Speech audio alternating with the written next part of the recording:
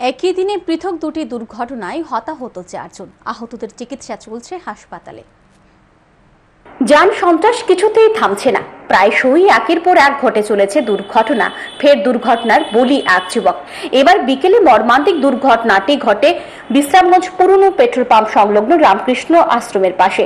এদিন মোটরবাইক দুর্ঘটনায় মৃত্যু হয় যুবকের। মৃতের নাম সুব্রত দেবনাথ, বাড়ি সিপাহীজলা জেলা পুলিশ সুপার অফিসের উল্টো দিকে কালী মন্দিরের পাশে। ঘটনার খবর পেয়ে ছুটে যায় মৃতের পরিবারের লোকজন। তারা হাসপাতালে কান্নায় ভেঙে পড়েন।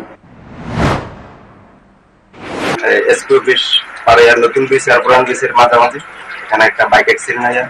একজন জায়গা একবারে স্পট ডেট হয়ে গেছে। আমি চিনছি লোকটারে, মুখ মানে দেখা চেনা যায় না, চিনছি এটা আমার দোকানের স্টোরের সামনে কালী মন্দিরের পাশে।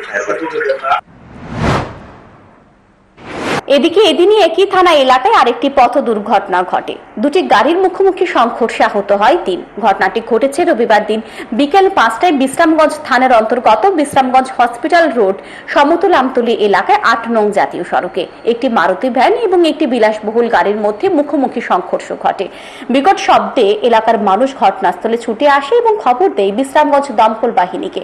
খবর পেয়ে বিশ্রামগঞ্জ দমকল বাহিনীর কর্মীরা ঘটনাস্থলে ছুটে আসে এবং আহত 3 জনকে বিশ্রামগঞ্জ প্রাথমিক স্বাস্থ্য কেন্দ্রে নিয়ে আসে তাদের বাড়ি হাঁপানিয়া হাসপাতাল সংলগ্ন এলাকায়।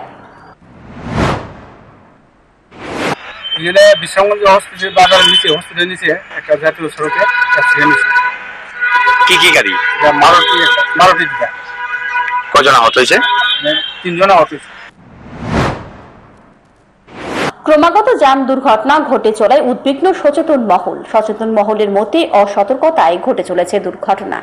Bureau report, news today.